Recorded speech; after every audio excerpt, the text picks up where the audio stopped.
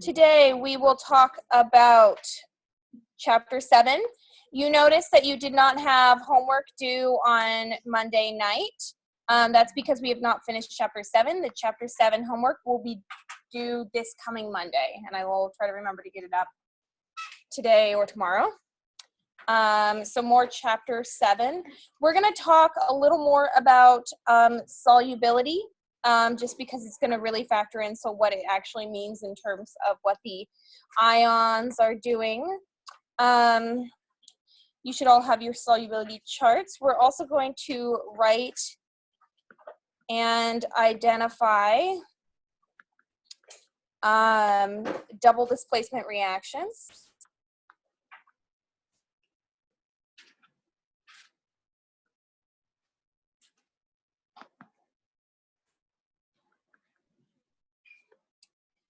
Also, we're going to talk about predicting precipitation.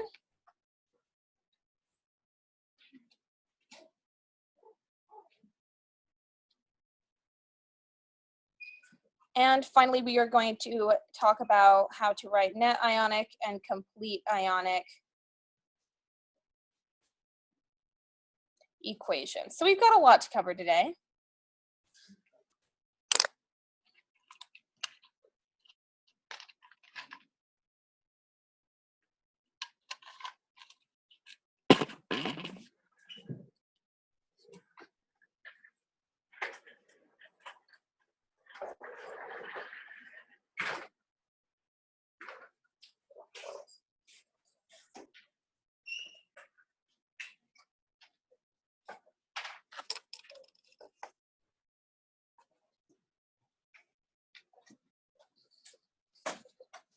Oh, just another reminder, just like last time, the review worksheet, the review packet that the tutors write will be will be up on iLearn on Friday. So you will be able to take a look at it Friday evening, Saturday, and then bring it in with questions for the Sunday review. And they will also have copies of those packets there, and it will be on iLearn for those of you who cannot attend a Sunday review.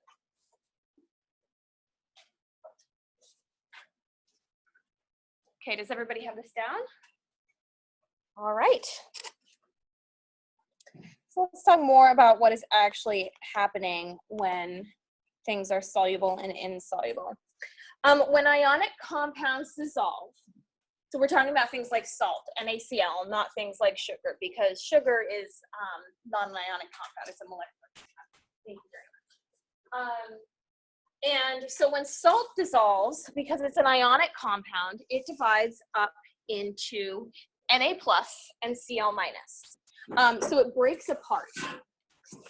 And what you kind of have, this drawing will not be to scale, of course, but if you have a little beaker and water in it, NaCl is kind of going to look like this. It's going to have positive sodiums and negative chlorides floating around. They're going to be split up and they're going to be floating around in the water. And that's what solubility, that's what a dissolved compound looks like. So this is NaCl aqueous. So aqueous in aqueous media and aqueous conditions, that means in water.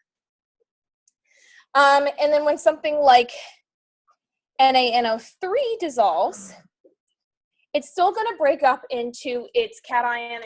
So in NaNO3, what is the cation there?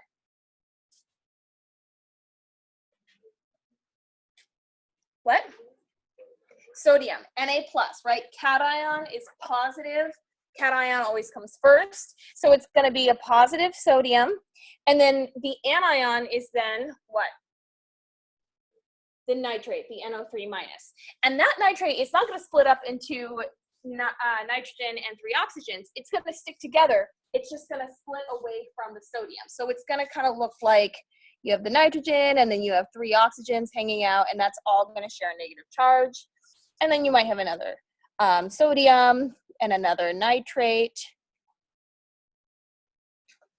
Okay, so it's not going to split all the way apart into all its elements. It's just going to split into its cation and its anion. Any questions so far? So this is what happens when something is aqueous. When something is insoluble, what's the state for that? Solid. So if you have something like AgCl, which is solid, it's not going to be dissolved. It's just going to, if you pour AgCl into a beaker of water, it's just going to all fall to the bottom and just be a solid lattice in the bottom. So you'd have a plus and a minus and a plus and a minus, and the Ag and the Cl would just hang out at the bottom, all the ions just stuck together, and it would just look like a solid clump on the bottom of your beaker. So solubility, insoluble, is solid, and soluble is it breaks apart into its ions in solution, and that's aqueous. Does anybody know another name for solubilized ions? You need them when you electrolytes. Electrolytes are called electrolytes because they conduct electricity. Water by itself does not conduct electricity. I know we were all told in elementary school, you know, never touch water that's electrified because you'll get shocked. And that's because most water is not pure. Most water contains ions. It contains salts. It sometimes contains metals, and we know that there can be adverse effects if the metals like lead are too high. But most water is not pure water, and so that's why it conducts electricity, is because it has these charged particles floating around, and that is what conducts electricity. So if you don't have enough electrolytes in your body can't conduct electricity, and that's what makes muscle cells contract. All your cells have things called sodium and sodium channels, and they allow sodium to come in and out, and that is really necessary. That's why electrolytes are really necessary for the functioning of your body. So you don't always just want water, you also need those charged particles to help your cells contract and function as we do. I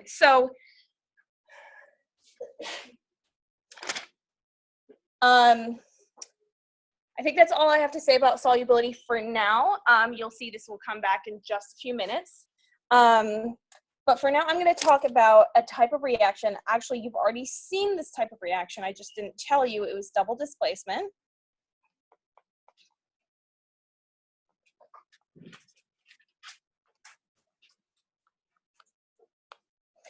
Reaction, I sometimes write as RXN, just means reaction. You've already seen a few of these, and their general form is AB plus CD are your reactants, and your products are AD plus CB. So, and these are all ionic compounds. So a double displacement reaction is all ionic compounds, and it's this general form. So if these are all ionic compounds, what do you think A and C are?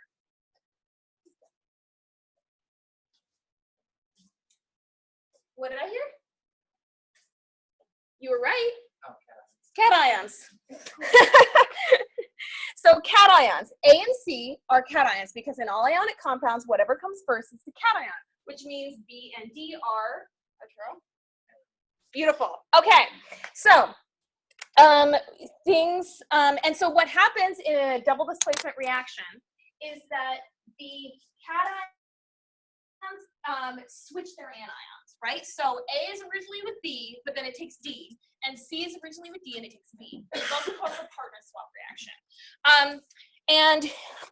We actually did a few examples of these, including 3CaNO3 2 plus 2AlPO4 goes to Ca3PO4 2 plus 2AlNO3 3. So in this case, what is A? Calcium, yes. So that's A.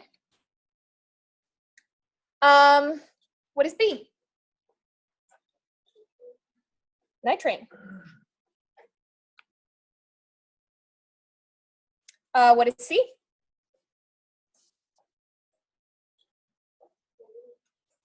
Someone besides Hannah, aluminum. So someone besides Hannah, tell me what D is. There you go. So we have phosphate and aluminum. So as you can see, calcium and aluminum just switch their ion, and it's always cation and anion. And so over here, calcium gets phosphate because it's the other anion. You can't put two cations together. You can't put two anions together. And the cation always comes first. Any questions on this so far?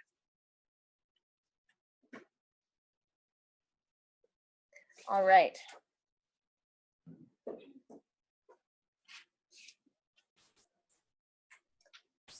I'll give you all a few minutes to write this down.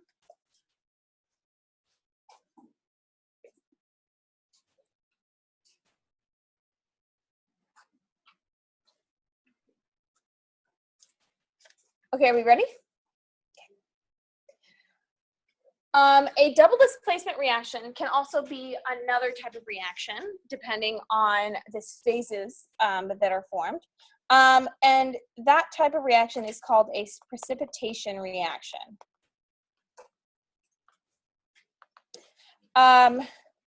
So in a precipitation reaction, all reactants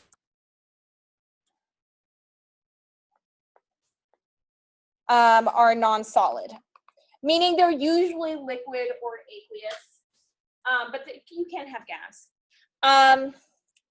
And at least one product is a solid.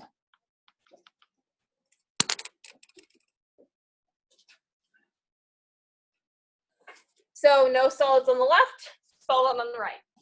If you have a solid on the left and you also have a solid on the right, it's not a precipitation reaction. You started out with a solid.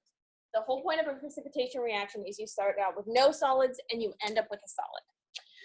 An example of this, you determine this by looking at a solubility chart, which you have. So if you have that, please bring that out. So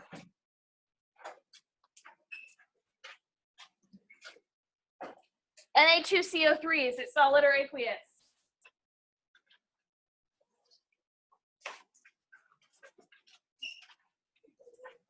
Aqueous, why?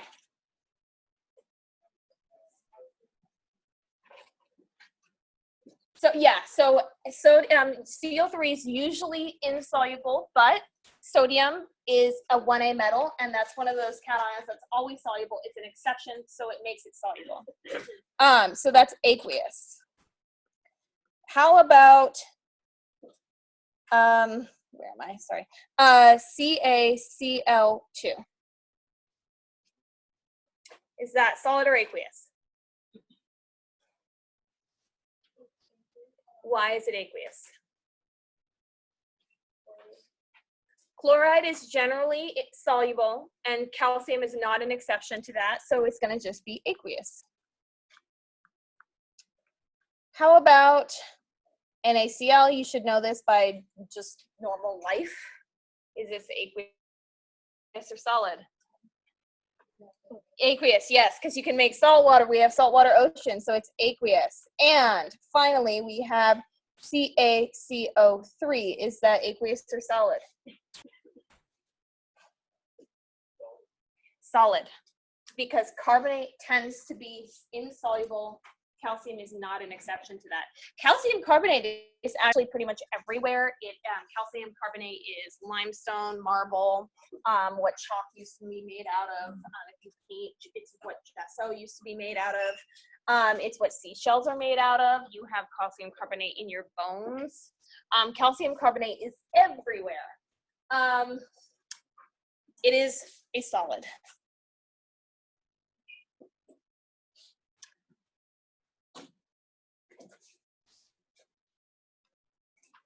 Is this a precipitation reaction?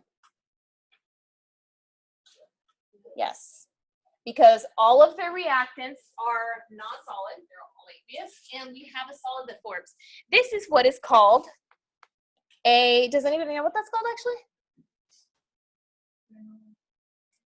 It is, but if it's a precipitation reaction, what would that be called? Precipitate? Precipitate. Have you ever heard the joke, if you're not part of the solution, you're part of the precipitate, the chemistry joke? No, okay. Well, now you know a chemistry joke.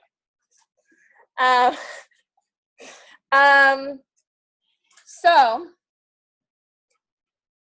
this is an example of precipitation reaction. So as you can see, we have a double displacement reaction. We have sodium, which starts out with carbonate, it now is with chloride. We had calcium with chloride, it's now with carbonate. It's also a precipitation reaction, okay? Let's do another one. We have, so that, yeah. CuCl2, can anyone tell me whether that's aqueous or solid?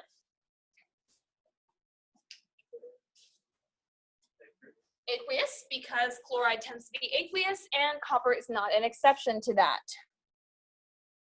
How about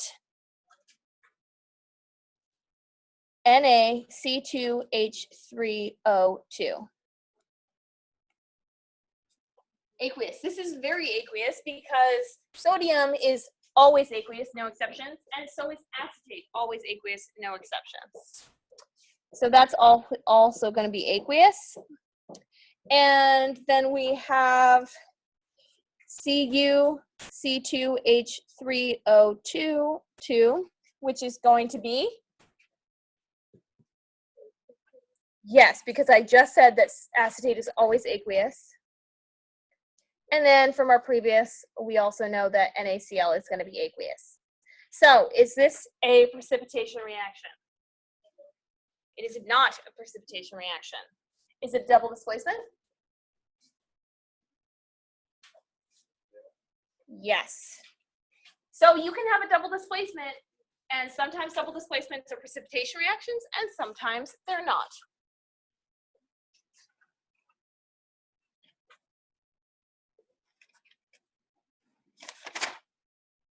Okay.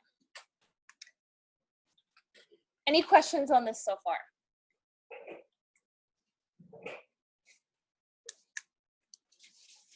I'll give you a minute to finish writing this down, and then we'll move on to net and complete ionic equations.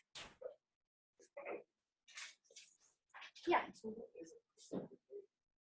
It's a solid that's formed from two liquids, or yeah, it's literally a solid that forms when there was not a solid in a reaction that where there was not a solid. Yeah. Yeah. That is a really general description.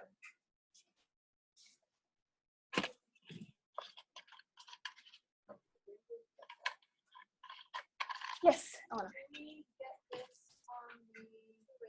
You get an altered version of that. You get that on the quiz. You get an altered version of it on the exam. You won't need it on the quiz, honestly. So yeah, you won't have it. But you know, on the exam, I will take away the things that are the always. You will have the exceptions, but you need to know the rules.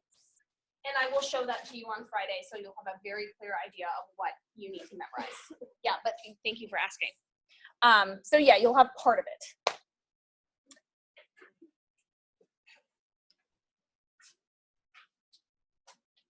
Okay, moving on.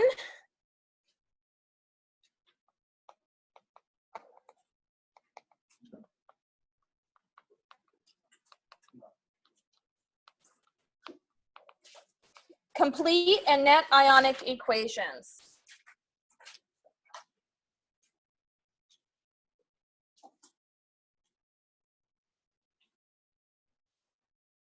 Net and ionic are two different words. It's not a whole. Let me just separate that a little.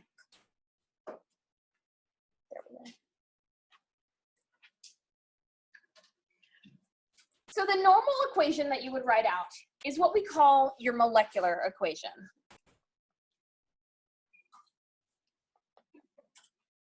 And I sometimes label that as M when I'm writing it out here because a lot to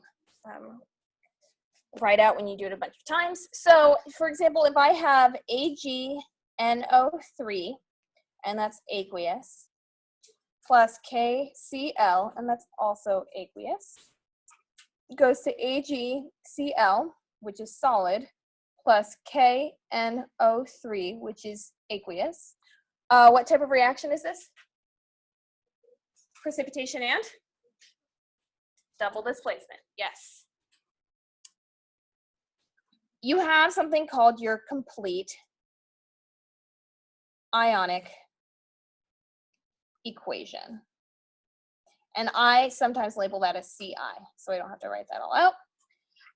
And what you do for the complete ionics is that you write out, you break apart your aqueous compounds and only your aqueous compounds, okay? So remember that earlier in the class, I was talking about when you have an aqueous compound, you have ions floating around a solution. And so that's exactly what we're going to describe here with this equation. We're going to describe the fact that AgNO3 and KCl, when you add them together, are going to be ions floating around in solution. So we are going to separate Ag, and now because it's an ion, it has what? What's the definition of an ion? Charge, yes, it's a charged particle, so it's Ag plus, okay? So in your compound, in your molecular equation, you should not have charges, right? Because it is a balanced compound, everyone's happy. But when you break it apart, Ag now has a positive charge, bless you. And NO3 is going to have a negative charge. So we have Ag plus and NO3 minus. There you go. And then we move on to our next compound, and we have in KCl, the cation is K plus, and the anion is Cl minus. What?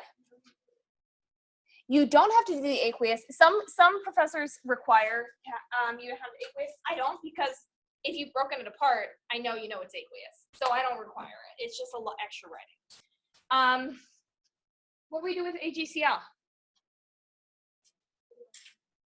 Nothing. We do nothing with the AgCl because it doesn't break apart. That's the thing that's going to be sitting in the bottom of the beaker when these things react. And then what are we going to do with KNO3? Break it apart because it's aqueous. So K plus and NO3 minus. You'll notice that I did not break apart nitrate because just like I drew sodium nitrate in the beaker, you have Na plus and NO3 minus, which are your ions, right? So NO3 minus is still, it's one nitrogen and 3 oxygens bonded together, and that's your ion. Those are not going to break apart. They're just going to break apart from the sodium, okay? So it's Na and NO3, or in this case, it's Ag and NO3 minus, or K and NO3 minus. Any questions on this?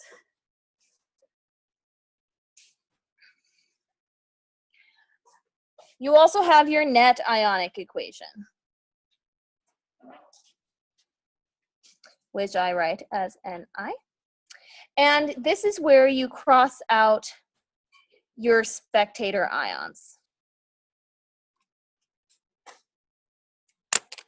So when you go to a football game or a soccer game or a basketball game, you are a spectator. You are not actually involved in the action. So what here do you think would be a spectator ion? That's actually creates, so you created the solid. Okay, so the things actually playing the game, the things actually involved in the reaction are Ag and Cl because they make a solid. So your spectator ions would be everything else, which would be nitrate and Potassium. Yeah, so if it looks exactly the same, if you have it's like, you know, if you had a +2 and a +2 over here, you could just, you know, cross those out, right? Just like here, you have K plus and K plus, you can cross those out, right? So, but you cannot cross out Ag and O3, so Ag and Cl, because over here they are in a compound. So we're gonna get rid of NO3 and K plus. So your net ionic equation, you're not going to change anything for the complete ionic, except you're just not going to write these. So everything else, you're just going to write exactly as you had it above. So it's just going to be Ag plus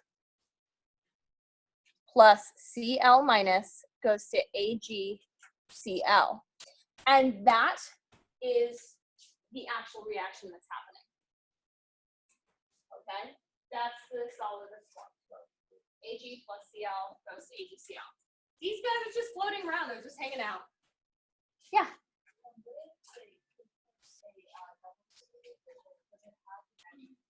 This is a double displacement, but it's a precipitation. I'm going to do that example you're asking about in just now. Elliot.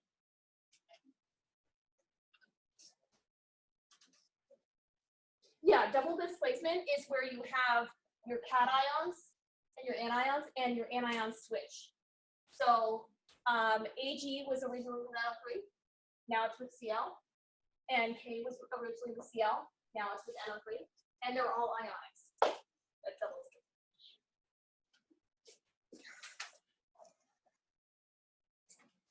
Okay, so this is a precipitation reaction. What happens when it's not a precipitation reaction?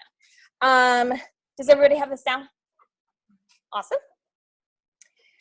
So for example, if we have NH4Cl, which is aqueous, plus NaOH, bless you, which is aqueous, and NH4OH, also aqueous, and NaCl, which, as we know, is also aqueous. So there is no precipitate form here, which means that we have a double displacement, but not a precipitation reaction.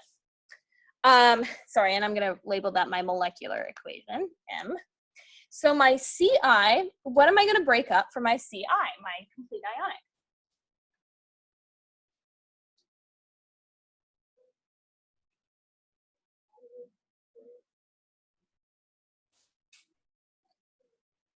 So your complete ionic, you break up aqueous and only aqueous. So everything. You are going to break apart every single compound here because they are all aqueous. NH4 plus, because that is a polyatomic ion. You don't break up the N and the H, you just have NH4 plus Cl minus plus Na plus OH minus. Those are your reactants. You go to the other side, you break up those, you break up NH4 plus and OH minus, and you break up Na plus and Cl minus.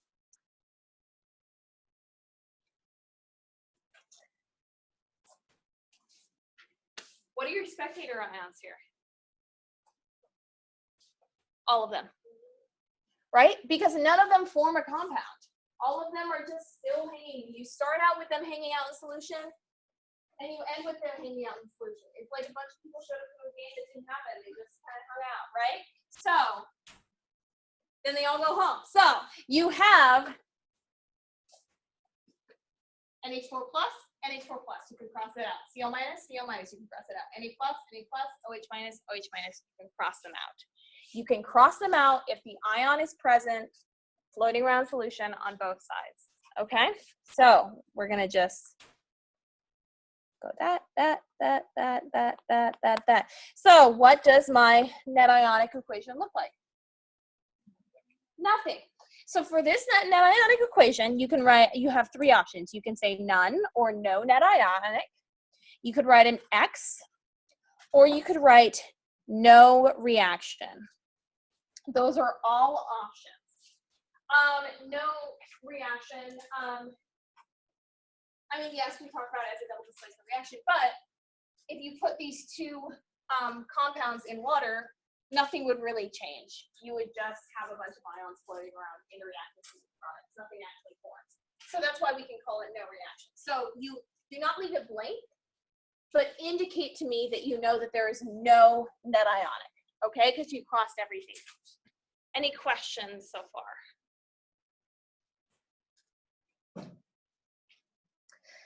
Thus far, we've had only one of each ion on both sides.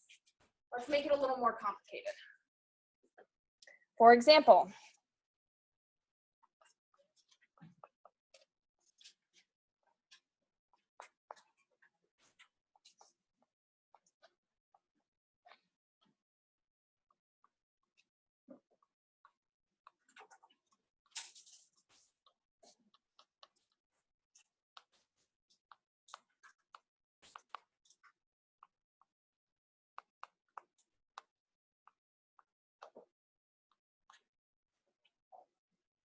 that's your molecular equation.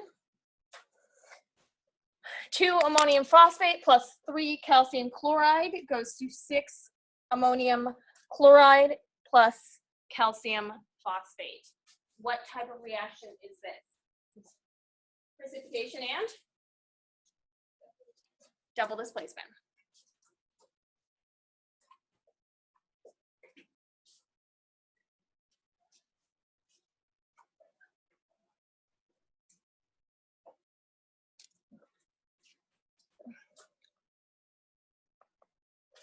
Are we going to break up ammonium phosphate? Yes, because it's aqueous. How many ammoniums do we have? Count again. 6. Right? Because each ammonium phosphate has 3 ammoniums, and then you have 2 ammonium phosphates, so that's a total of 6 ammoniums. So you have 6 NH4 plus. How many phosphates do you have? 2, because the coefficient applies to the whole compound. How many calciums do you have? I heard a very quiet 3 over here, 3 Ca2 plus. How many chlorides do you have? 6, because we have 3 calcium chlorides. Each calcium chloride has 2 chlorides. So you're not going to leave that 2 with the chloride, because chloride as an ion is not Cl2, it's Cl, right? So you bring that 2 out front and you multiply it by the 3 to get 6 chlorides. You should only keep a subscript in the ion if it's actually part of an polyatomic ion, like CO4 or NH4, right? NO3, things like that. On the other side, how many ammoniums do we have? 6. How many chlorides do we have? Yep. What are we going to do with calcium phosphate? Leave it. It's solid. We don't break it apart. That's our precipitate, Ca3PO4 2. You'll notice that our equation is still balanced, okay? We still have this, when we broke it up to its ions, we still have the same number of each element on both sides in the complete ionic as well as in the molecular.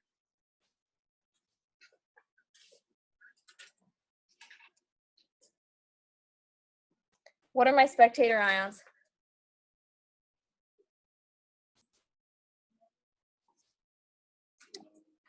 Ammonium and chloride. So we're going to end up with 2PO4 3 minus plus 3Ca2 plus goes to Ca3PO4 2. Are we still balanced? Yes. If your net ionic is not balanced, you did something wrong. If your complete ionic is not balanced, you did something wrong. make sure your molecular equation is perfect before you move on to your net ionic and your complete ionic. That means all of the compounds are the balance of the overall reaction is balanced in terms of how many atoms you have of each element on each side. The way I'm going to do this on the test is I might provide you the reactions and reactants, and you have to predict products and then balance and give me phases. I might just say, I might write it out like ammonium phosphate reacts with calcium chloride, and then you would have to write those out and then give me the products and that you have to give me the products, and you have to ground balance it and give me the phases. And that would be for the molecular. And then you'd go here and you'd get points for complete ionic, and then you would go here and you get points for net ionic. So you will have partial credit for each of these parts. So all of the most of the questions on the next test are going to be multi-part questions that have molecular, complete, net ionic. You'll get credit for phases, for balancing, for the right charges, for all of that. Okay. But the more you mess up on here, the more likely you are to lose points later on. So make sure your molecular equation is perfect. All right? Yes.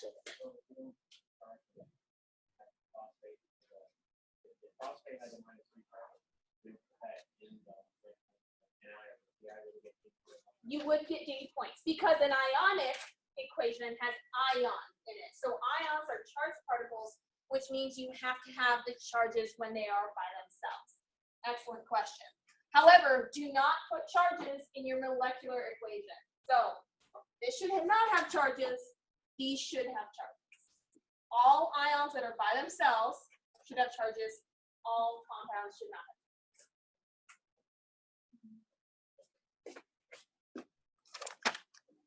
I would like you to practice.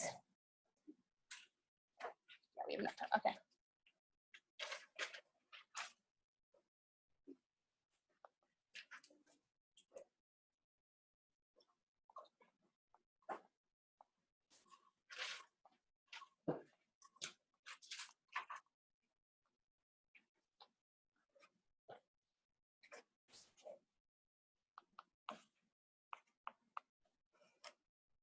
I would like you to balance this. I would like you to give me phases.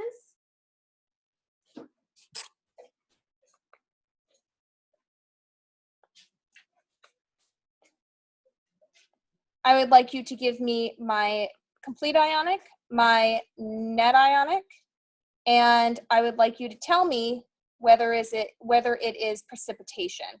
PPT means precipitate or precipitation. Okay. This is the type of question you'll be doing on this test.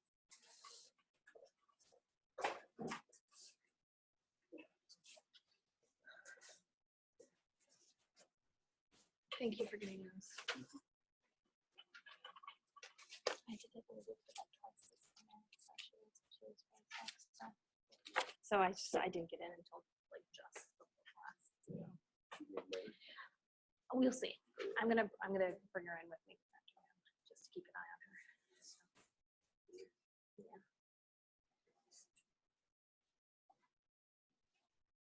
I think she just ate something. So, but it was not good. Yeah. Without going into further detail. But it's really scary, you know. Oh, I mean, like one of my dogs died that way. Like she was starting sick one morning, and like the next day she passed away. But, I mean, that's not gonna happen to her. I know. I'm like, ugh. I know.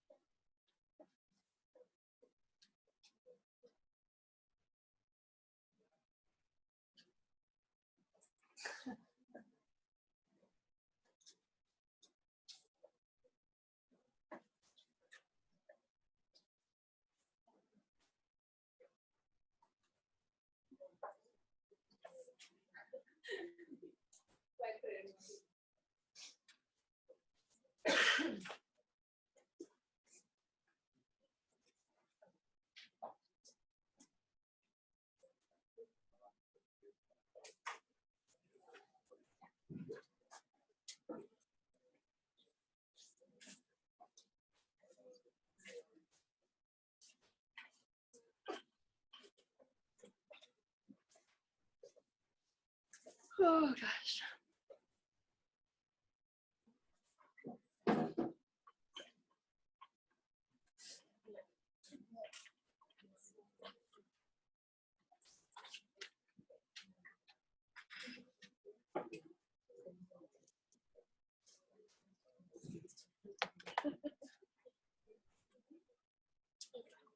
Mm-hmm.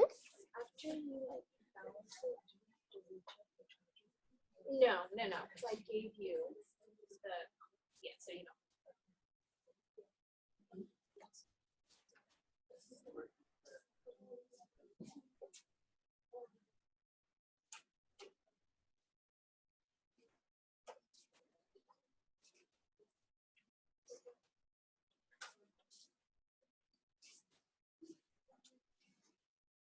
Oh gosh.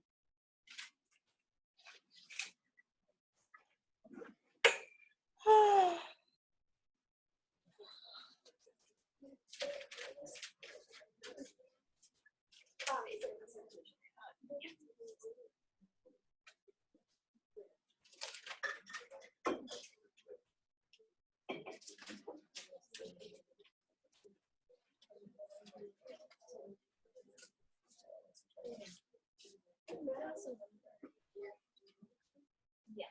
Mm-hmm. Yeah, so not the 4, because it's the RBI, but the 3 and yes.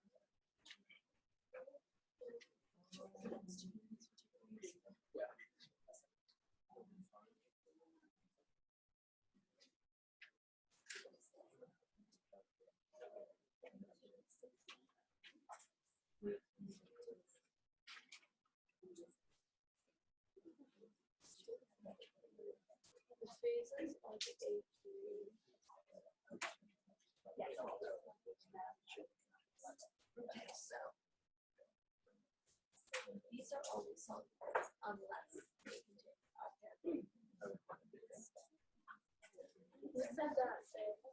another way to check it, like say this is like over here. That's how you know that you yeah.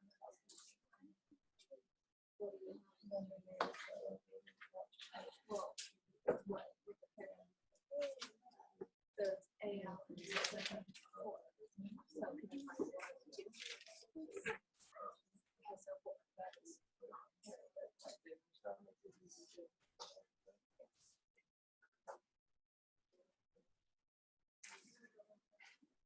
My,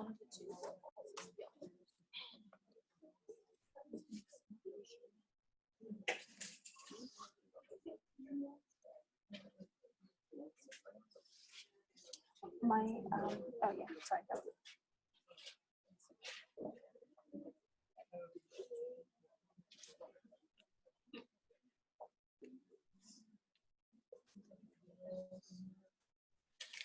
How many aluminum sulfates do I need? 1. How many barium chlorides do I need? How many barium sulfates do I need? How many aluminum chlorides do I need? What's the phase on aluminum sulfate? Aqueous. What's the phase on barium chloride? How about barium sulfate? How about aluminum chloride? So is this precipitation or not? Yes. Excellent. Okay, so which one am I not going to break up? Barium sulfate. The rest, I'm going to pull out that 2 from that aluminum because that's not part of the aluminum ion. So it's going to be 2Al3+. And how many sulfates do I have? 3, so I need to pull that out. How many bariums do I have? 3. How many chlorides do I have? Beautiful. I'm going to run out of room. So, and I'm just going to keep that BaSO4. And then how many aluminums? And how many chlorides? Beautiful.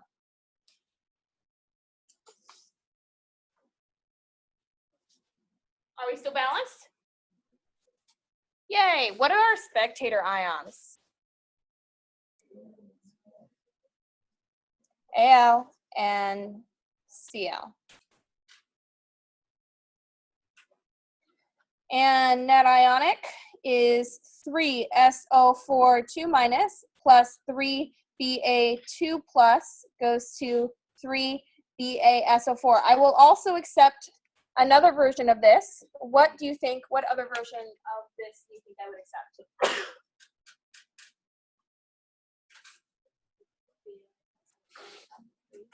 Without the 3s, right? Because you can reduce it. So I would accept this, or I would accept it with just nothing in front of all of those because you can reduce it. Either one is fine. Any questions on this? Yes, Eleanor.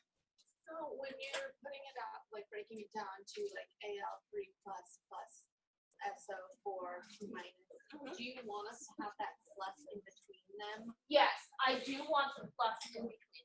Excellent. If they're just grouped next to each other, because it just like feels really fast when you have a lot of like pluses. You need the and pluses. minuses. You need the pluses. Good question.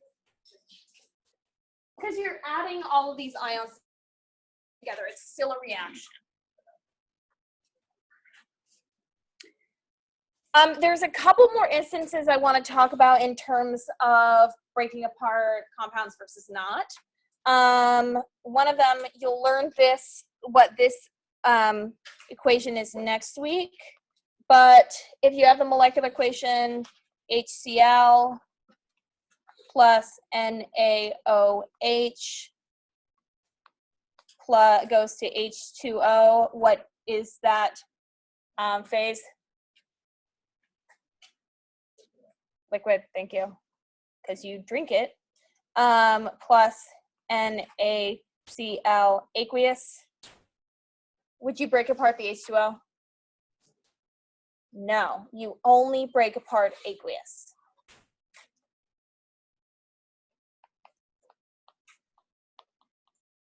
Okay, so that's an example. So in your complete ionic and net ionic, H2O would just stay H2O. Okay. Another example is something like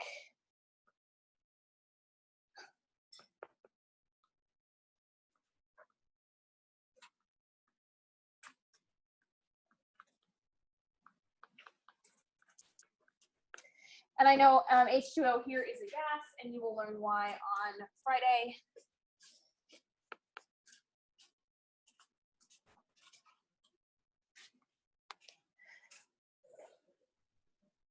What can you break up here?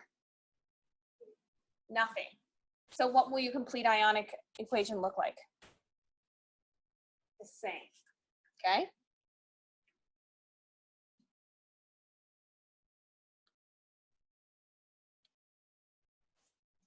What can you cross out here? Nothing. So what's your net ionic going to look like? The same.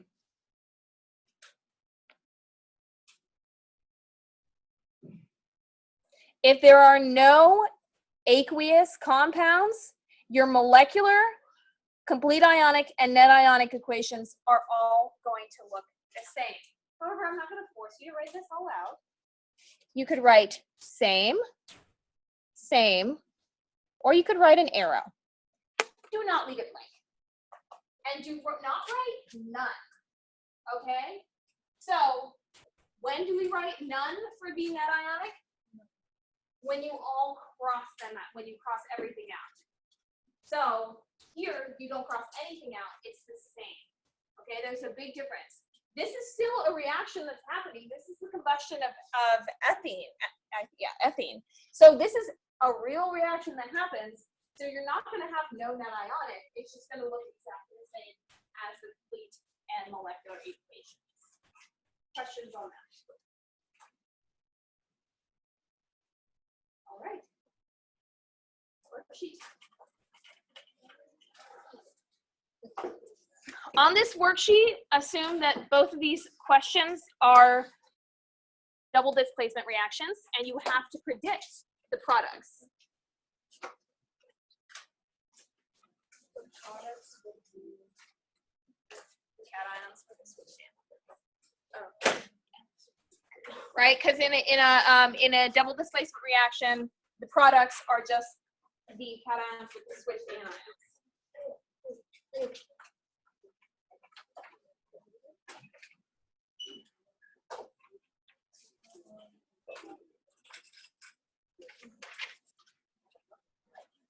I'm leaving it up there.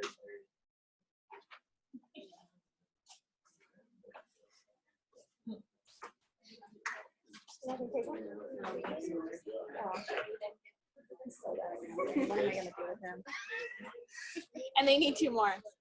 Step it up. Step it up. Okay.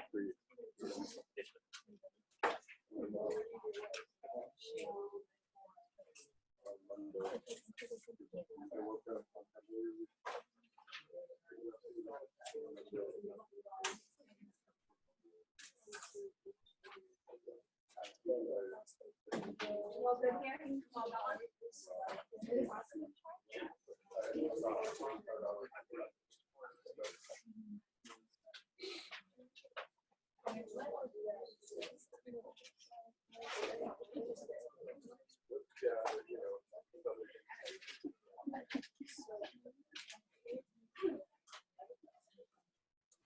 Hold on, is it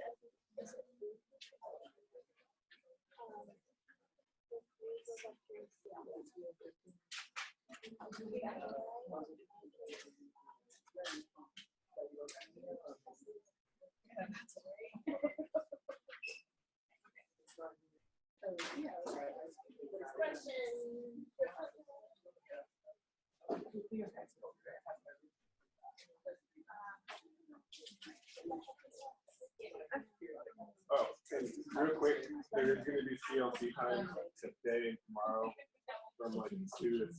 And we're basically going to be doing exam review stuff. But if you want to go over this material, go over lots of technique material, it'd be definitely worth going to the CLC.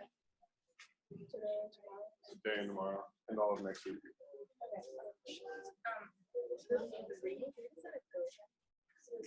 That's the charge of iron. So it's Fe3 plus and chlorine minus. So we would have to write it for our You would, because you're gonna have to write out that compound to be FeCO3.